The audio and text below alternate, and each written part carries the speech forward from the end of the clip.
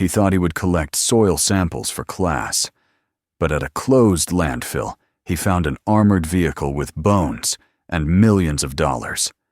And then people in black cars came after him. Subscribe and write in the comments where you are watching from. The town of Fairbrook had always seemed to Ethan Holloway like a place that existed outside of time, its streets too quiet, its people too used to silence. For years, he had taught ecology at the small technical college on the edge of town, driving the same cracked roads back and forth between his classroom and the house he had shared with his wife before the illness had taken her. The house had not changed much since her passing 5 years earlier, but it felt different now, hollow, as though her absence had stripped the place of warmth. He kept it clean, kept her books lined neatly on the shelves, but the sound of his own footsteps was the only thing that broke the quiet. The nights were the worst. They seemed to stretch endlessly, the air heavy with the weight of things left unsaid. Teaching had once been his joy.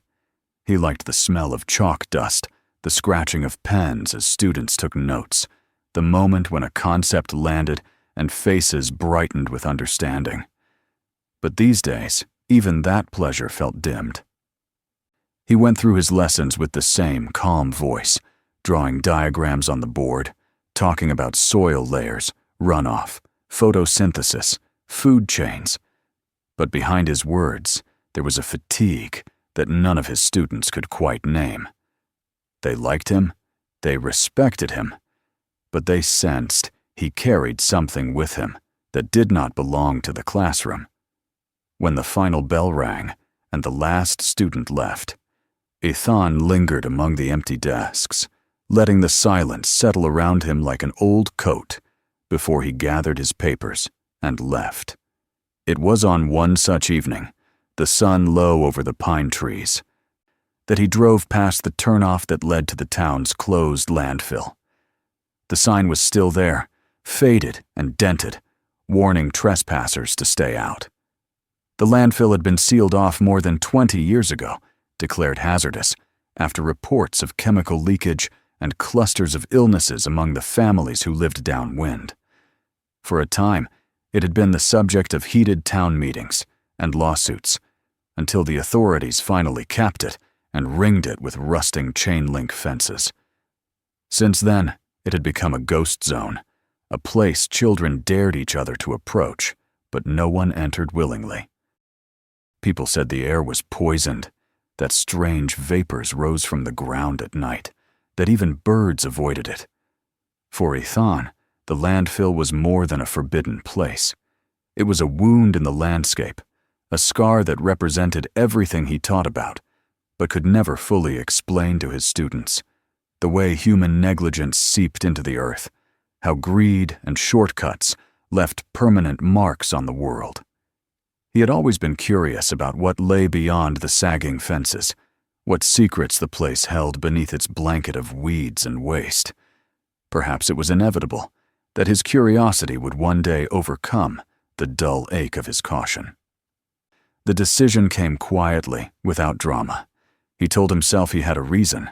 His students would soon begin a unit on pollution and soil contamination, and he needed fresh samples.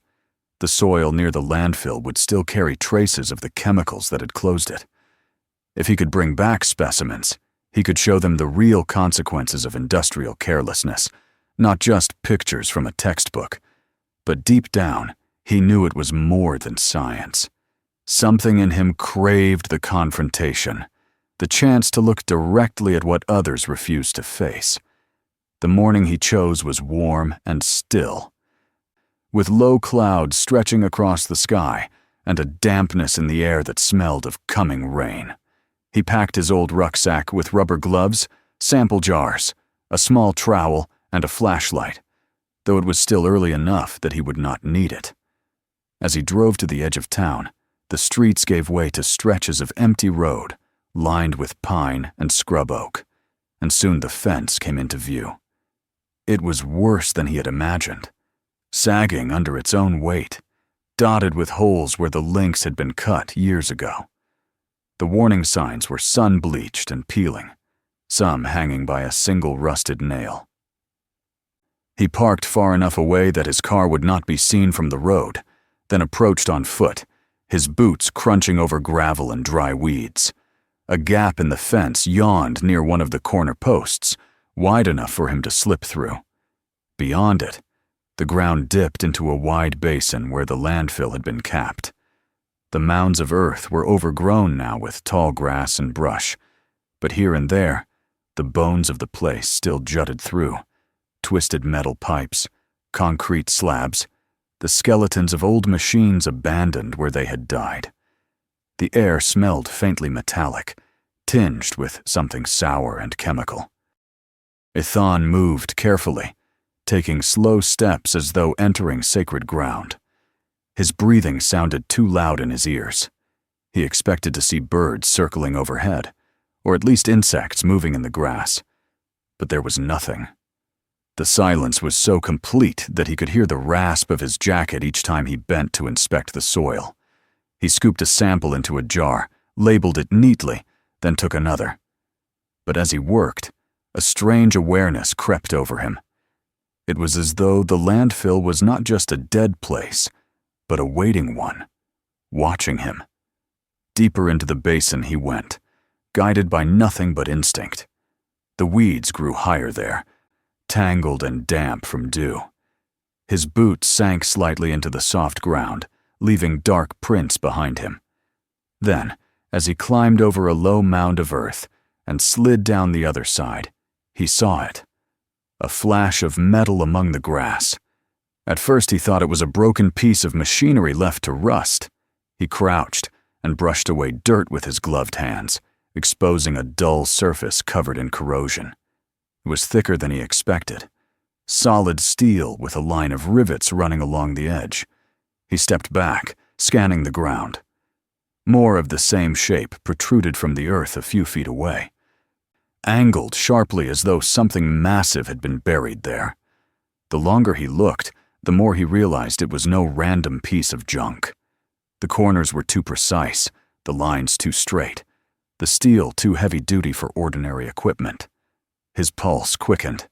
He dropped to his knees and began clearing more of the surface, pulling away grass and clumps of dirt. Slowly, the outline of a wall began to appear, then what looked like the edge of a door. He sat back on his heels, breathing hard, staring at the thing in disbelief. An armored truck, or what was left of one. Here, in the middle of the closed landfill where no one had set foot in years, half buried, as if the earth had tried to swallow it whole. A shiver traveled down his spine despite the warmth of the day.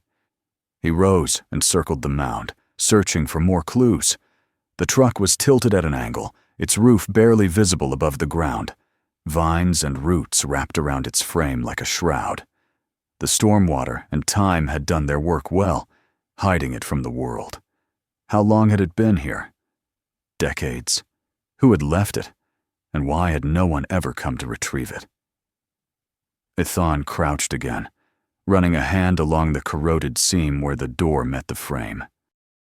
The metal was pitted and rough beneath his fingers, but the outline was unmistakable.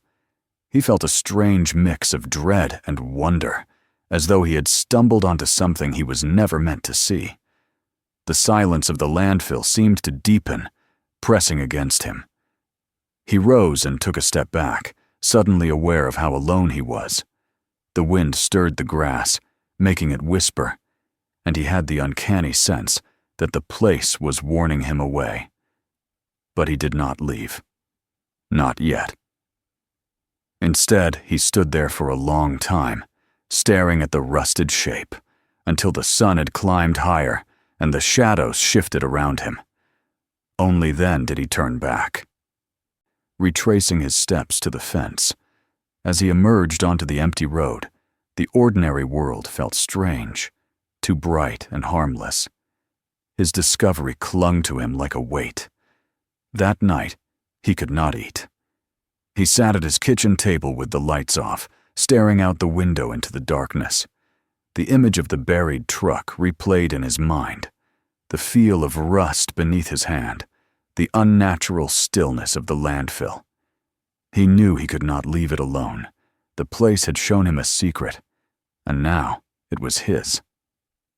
When he finally rose and went to bed, sleep refused to come. He lay awake, staring at the ceiling, listening to the faint ticking of the clock in the hall. Somewhere beyond the edge of town, under the mounds of waste and grass, the armored truck waited, its metal shell holding whatever story had been locked away with it. By dawn, he had already made up his mind. He would go back. The morning after that restless night came gray and humid, a thin mist clinging to the edges of the fields, as Ethan drove back toward the landfill. His decision had been made hours before, sometime between the clock striking 3 and the slow crawl of first light across his kitchen floor. He could not let the discovery go. It felt less like a choice, and more like an obligation now, a summons he had no power to refuse. He had slept little, but his movements were steady as he packed the trunk of his car. A crowbar borrowed from the maintenance shed at the college, a folding shovel, gloves, water, his flashlight with fresh batteries. He left a note on his kitchen counter out of habit, though no one would read it. The town was just waking up as he passed through. He saw the baker's lights glowing on Main Street, the first truck pulling out from the grain depot, but the world felt distant, muffled, as though he was already half gone from it. The fence around the landfill loomed like a gate into another reality. He parked farther away this time, cutting the engine, and sitting for a long moment in silence before stepping out. The air was heavy with the smell of wet grass and something faintly acrid. Crossing through the gap in the fence felt like stepping into a dream he had only just left. The mounds of earth waited in stillness, the weeds beaded with dew. No bird called. No insect droned. He moved quickly now, following the path he had taken the day before, his boots finding the soft places where his footprints still marked the soil. When he reached the hollow where the metal had glinted at him, his breath quickened. The truck was still there, of course, the same corner of steel protruding like a bone through skin. It seemed even larger now in the morning light, more real, more oppressive. He set to work without hesitation. The shovel bit into the damp earth, each clump of soil releasing a darker, cooler scent as he dug. Hours passed as he worked his way around the vehicle, exposing more of its form. The labor left him sweating, his shirt plastered to his back, but he did not stop. Little by little, the armored truck emerged from its earthen shroud. Its roof was dented, its paint almost entirely gone, but the shape was unmistakable. Thick walls reinforced to withstand bullets, heavy doors designed to protect the treasure inside. When at last he found the seam of the main door, he dropped the shovel and picked up the crowbar. The metal was fused with rust, the hinges shrieking in protest as he forced the bar into the gap and leaned with all his weight.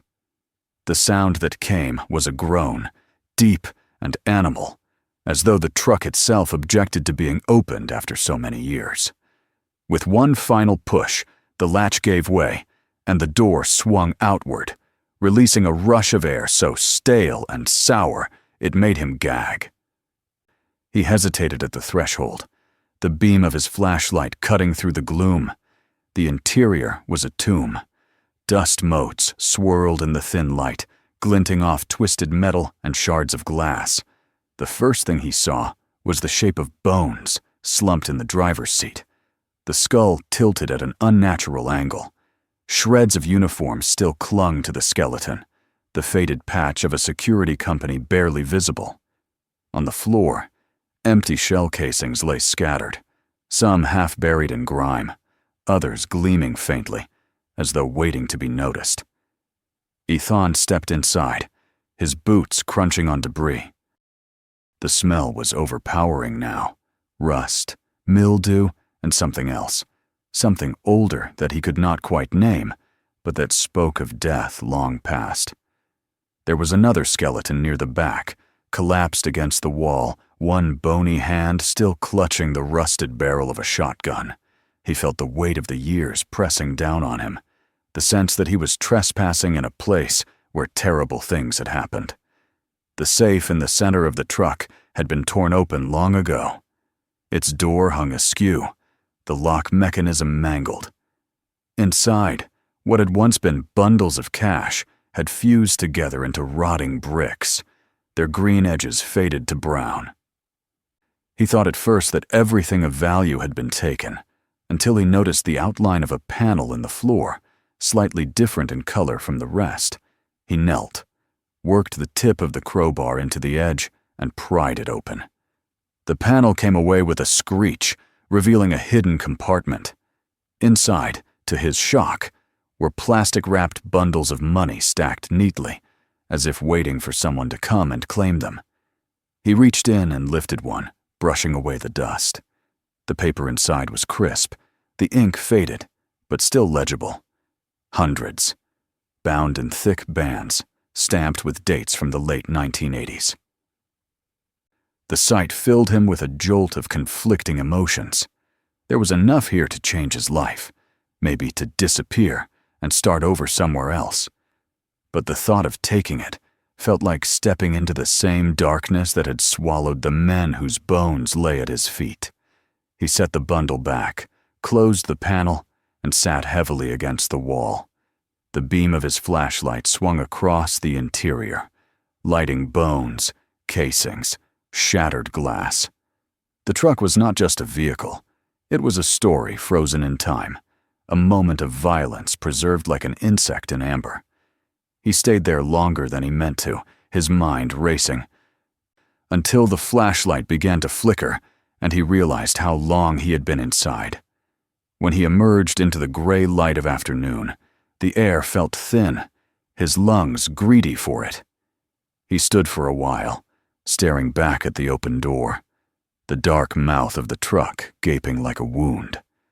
Then he turned and began the long walk back. Each step felt heavier, as though the discovery had lodged itself inside him. At home, he cleaned the dirt from his hands and sat at his desk, his mind still replaying every detail. He turned on his computer and began searching the local archives, fingers trembling as he typed. It did not take long to find it. A headline from 1988, bold and black, across the front page of the Atlanta Journal-Constitution.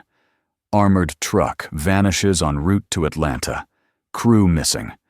The article detailed how a truck carrying over $10 million had disappeared one morning on its way from a regional bank to the Federal Reserve. The last confirmed sighting had been near the highway just a few miles from the landfill. A massive search had been launched. Helicopters, state patrol, even volunteers combing the woods. But no trace had ever been found. Rumors had flown hijacking by organized crime, inside job by the guards themselves, but within weeks the coverage had dwindled. By the next year, the story had vanished from the news altogether. Athan read until his eyes burned, following every lead, piecing together the narrative. Witnesses had reported hearing what they thought were gunshots in the woods that day, though police had dismissed the accounts. Some local papers had gone further, suggesting that corrupt officers might have been involved, but those stories had been buried under retractions. It was as though the town itself had decided to forget. When he finally shut the computer, the house felt too quiet. He could hear his own heartbeat in the stillness. The discovery was no longer just a curiosity. It was a responsibility, and one that carried danger with it. He decided to speak with some of the older townsfolk, men who had been grown in those years, who might remember what others had chosen to forget.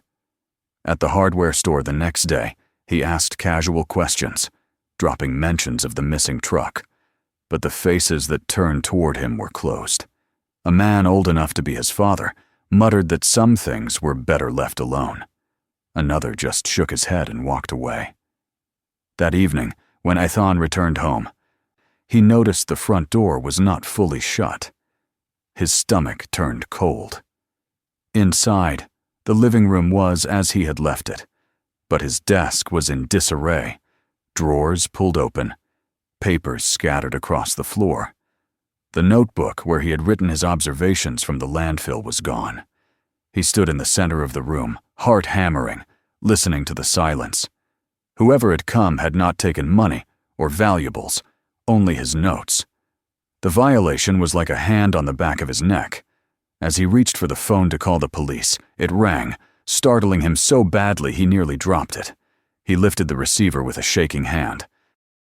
The voice that came through was low, distorted, and cold. "Stop digging," it said.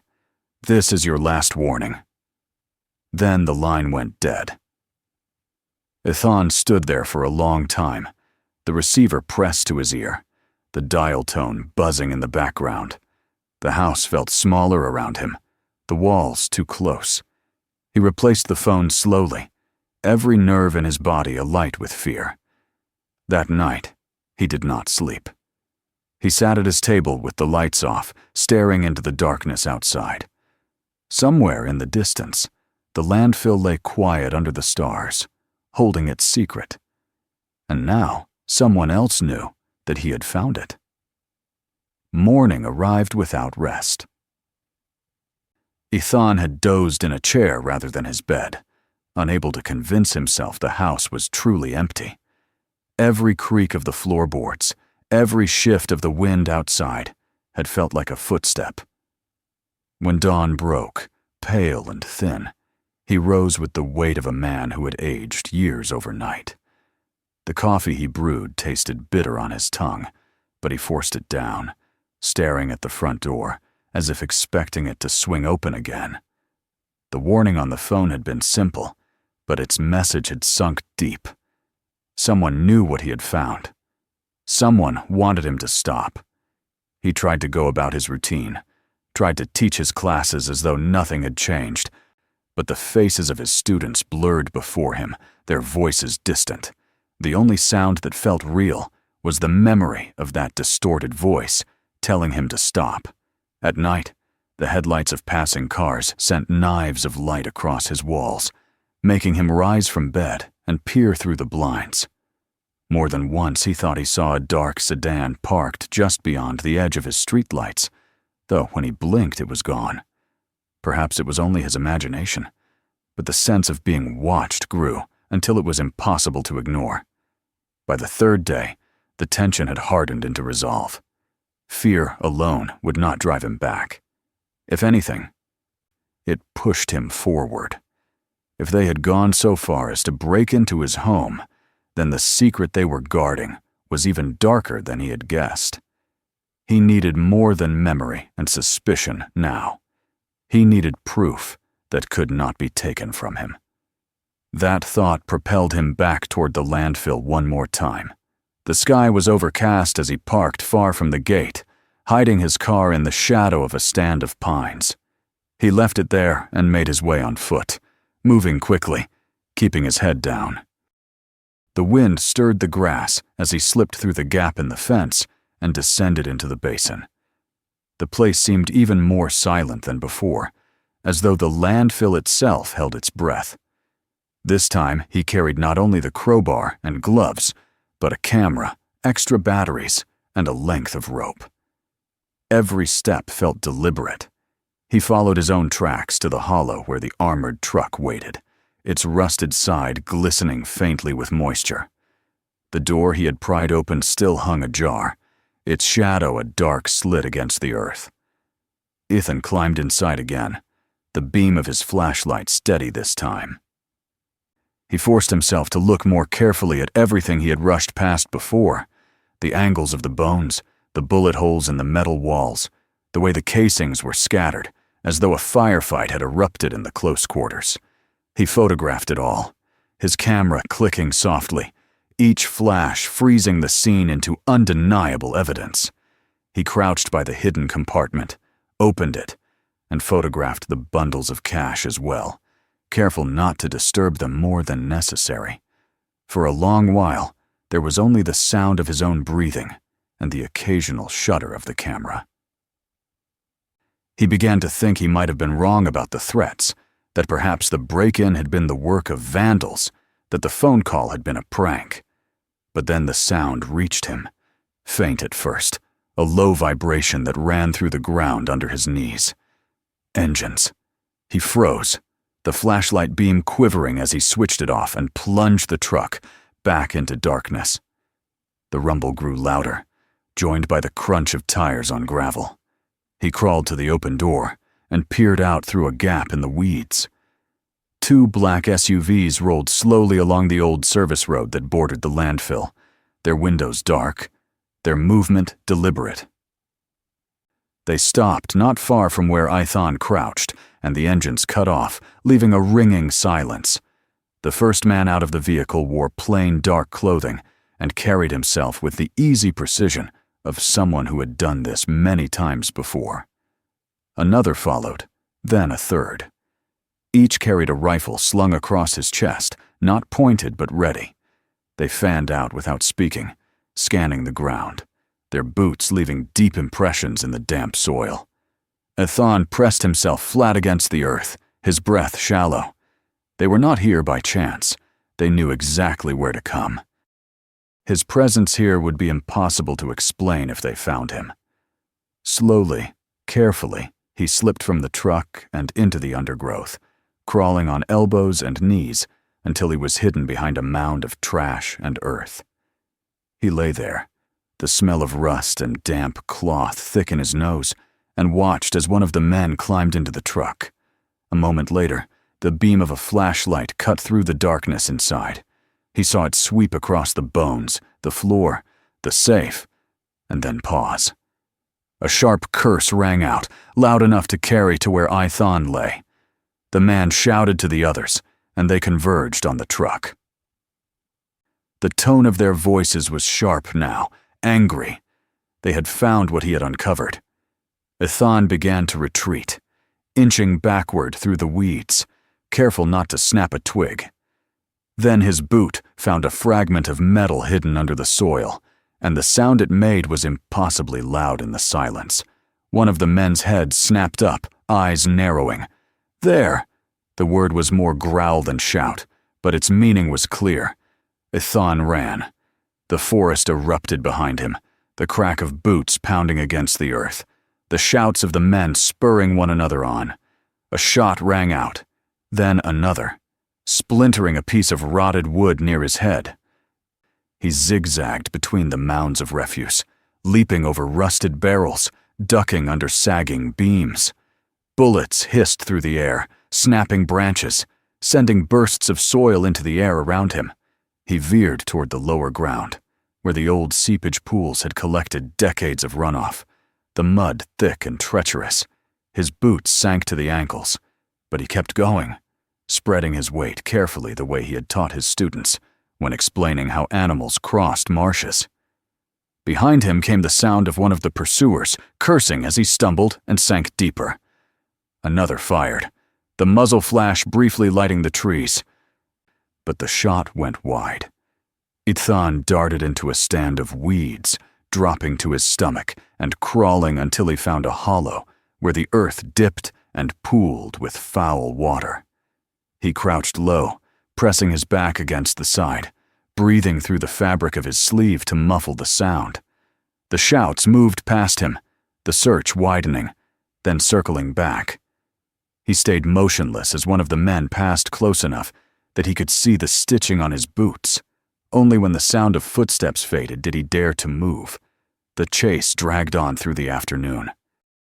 Ithon used every scrap of knowledge he had, doubling back to confuse his trail, moving through brambles to tear his scent, using the calls of distant birds to judge where the men were searching. Once he nearly stepped on a coiled rattlesnake, but instead of recoiling, he backed away silently, knowing the snake might become a hazard for anyone following too close.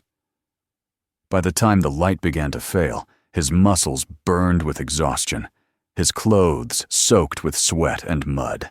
He climbed a gnarled oak near the edge of the basin and wedged himself among the branches, the bark biting into his arms. From his perch, he could see the service road and the 2 SUVs parked there. The men regrouped as dusk settled over the landfill, their body language tense, their gestures sharp. Even from a distance, he could see the frustration in their movements, the way one of them slammed a fist against the hood of the vehicle. When at last they climbed back into the SUVs and drove away, the rumble of their engines fading into the distance, the silence that returned felt brittle, temporary, like the pause between strikes of a hammer. Ethan remained in the tree until the last trace of light had bled from the sky, unwilling to risk descending too soon. Only when night had fully fallen did he climb down and begin the long trek back to his car, every shadow feeling like a threat. He drove home in darkness, his headlights cutting narrow tunnels through the night. At every intersection he checked his mirrors, half expecting to see the black SUVs appear again. His heart did not stop hammering until he pulled into his driveway and killed the engine. Even then, he sat in the car for a long moment, staring at the windows of his house, as though expecting someone to be inside waiting for him. Inside, he locked every door and window, though he knew how easily those locks had been bypassed before. He stripped off his filthy clothes and sat at the table, sweat still drying on his skin. Then he began to write. He wrote down everything, every detail of their appearance, the number of men, the make of the vehicles, the sound of their voices, the direction they had come from, the way they had searched. Each word was a small act of defiance, a way of refusing the silence they had tried to impose. When at last he set the pen down, his hand was trembling. He stared at the pages for a long time, the ink still glistening. He had survived the first hunt, but the next time might be different. They knew now that someone else had touched their secret, and they would come back. Sleep did not come that night. Ethan lay on the couch with the lights off, staring at the ceiling as shadows crept and shifted with the passing headlights outside. The events of the day replayed in his mind over and over, each detail as sharp as broken glass. The glint of rifles, the men's boots sinking into the mud, the crack of gunfire behind him as he fled through the landfill. The fear had not faded, but it had changed shape, hardening into something colder and sharper. He knew now that he could not wait for them to make the next move. If he stayed silent, they would not leave him in peace. They would only return sooner or later to erase him as thoroughly as they had erased every trace of the truck from the public record.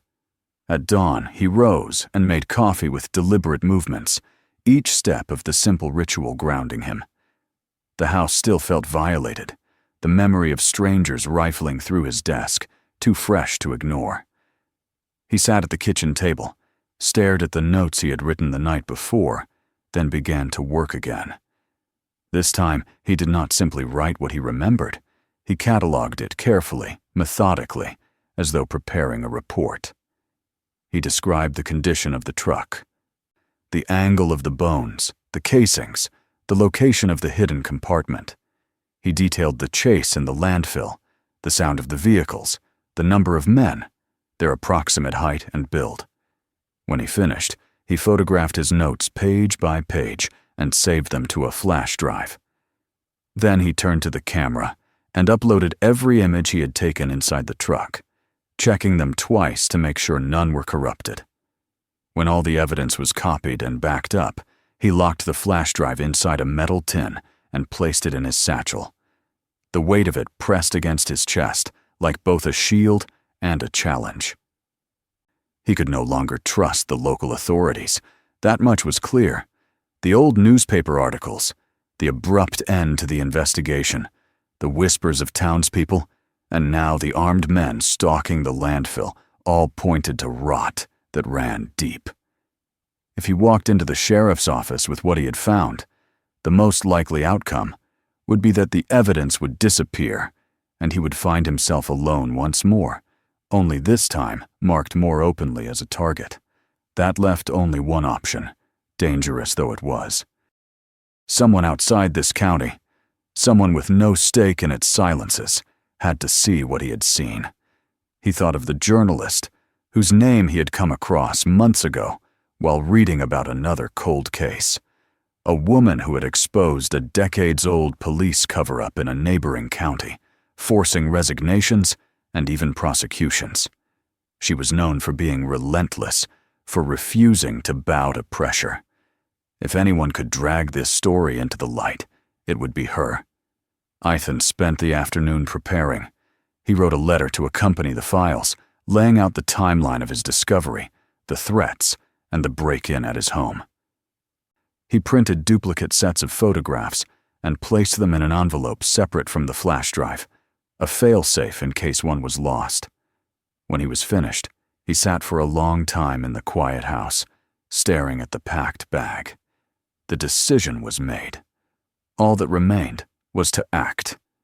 The drive to Atlanta felt longer than it ever had, though the miles passed steadily beneath his tires. Each time headlights appeared in his rearview mirror, his pulse quickened, and he found himself taking sudden turns down back roads, circling through side streets, trying to shake a pursuer he could not even be sure was there. The city eventually rose on the horizon, sprawling and indifferent, its skyline gleaming under a pale afternoon sun. By the time he parked near the cafe where they had agreed to meet, his hands were slick with sweat on the steering wheel. The journalist was already there, seated near the back by a window. She was younger than he expected, with a sharp, watchful expression that softened only slightly when he approached. He ordered a coffee he did not intend to drink and sat across from her, sliding the envelope onto the table between them. Her eyes flicked to it, then back to him. He began to talk, not rushing, laying out the story from the beginning. The day he first went to the landfill, the sight of the buried truck, the bones inside, the hidden money, the archival reports he had uncovered, the break-in at his home, the warning call, the armed men. She listened without interrupting, her gaze steady. When he finished, he opened the envelope and spread the photographs across the table. The image of the skeleton in the driver's seat, the bullet-scarred walls, the rusted shotgun near the back, the bundles of cash in their hidden compartment. Each one seemed to deepen the silence in the cafe until the hum of conversation around them felt like it belonged to another world. The journalist examined them all carefully, her face unreadable.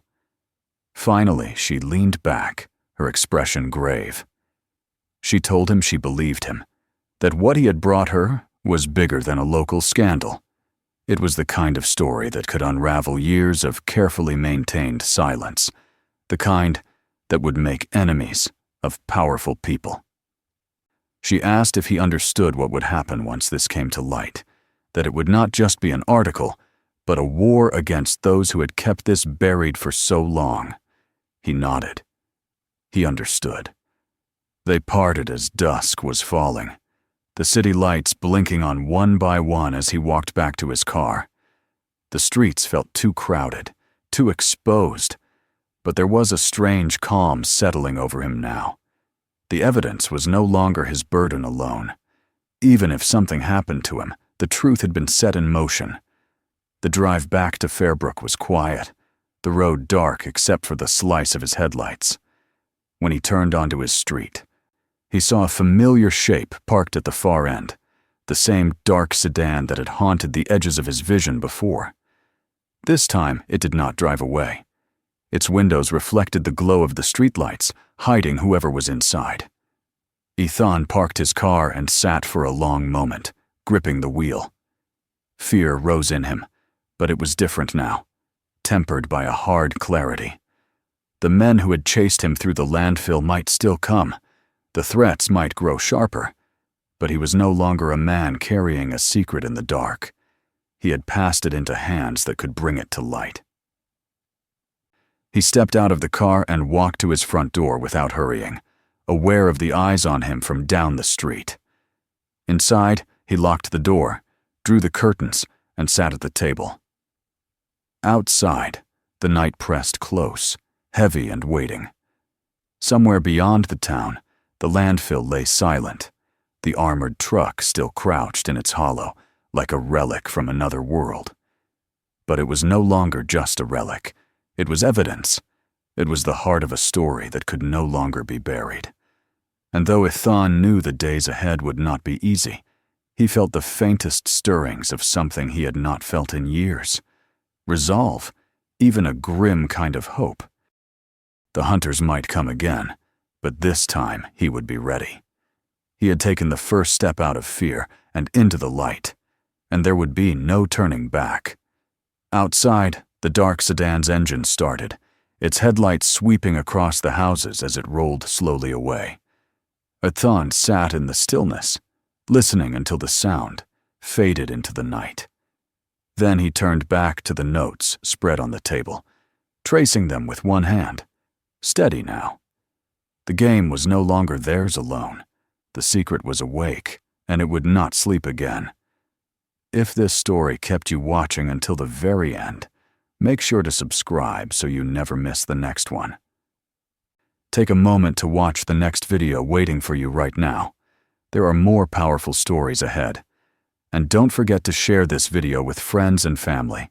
Some stories are too important to keep to yourself.